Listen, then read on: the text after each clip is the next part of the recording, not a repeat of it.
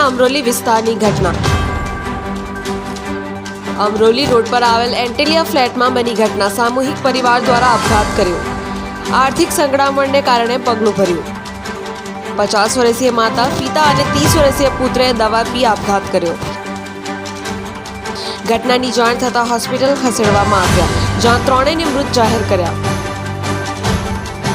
અમરોલી પોલીસે વધુ તપાસ શરૂ કરી। ઘરમાંથી સુસાઇડ નોટ મળી આવી।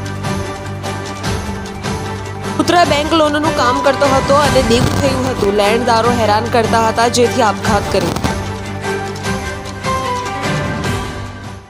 આ દિલીપ, મારું નામ દિલીપભાઈ છે। આ મારા મામાની દીકરી હતી અને એ મારા બનેવી હીરાનું વ્યવસાય હતો। એનો છોકરો બી હીરાનું જ કરતો, પણ દિવાળી પછી આ એને તકલીફ થોડીક હીરામાં મંદીને કારણે એકદમ ધંધા સ્ટોપ થઈ ગયા અને મારા બનેવીને દવાખાનું આવ્યું।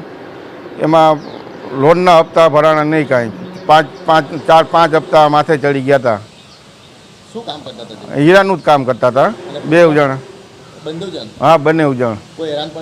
હવે હેરાન પરેશાનમાં તો બીજી તો કંઈ નથી, પણ એને ફ્લેટ જે રાખેલો હતો ને એને બીજાને વેચી નાખ્યો હતો ને ઓલા પહેલાં ભાઈ એને કંઈક 50,000 રૂપિયા કે લાખ રૂપિયા જે આપ્યો એ બહુ ખ્યાલ નથી, પણ પૈસા આપ્યા હતા એટલે એ પાછા એ ઓલા ભાઈને લોન માથે બેઠી નહીં, જેને આપેલા હતા એને હેરાન કરતા હતા। એટલે એને માગણી કરતા હતા કે પૈસા મને તમે તમને શું કહેતા હતા? પૈસા નથી શું કહેતા હતા? એટલે મને તો આટલી બધી મને વાતની ખબર નહોતી। મને ખાલી મને પૈસાનું કીધું હતું, છતાં મેં હમણાં 2 તારીખે ભાણાનો ફોન આવ્યો ને કે મામા કે 2,000 રૂપિયાનું મને કરી આપો ને, એટલે મેં એને સીધું 2,000 રૂપિયા ટ્રાન્સફર કરી દીધા દવાખાનાની હિસાબે।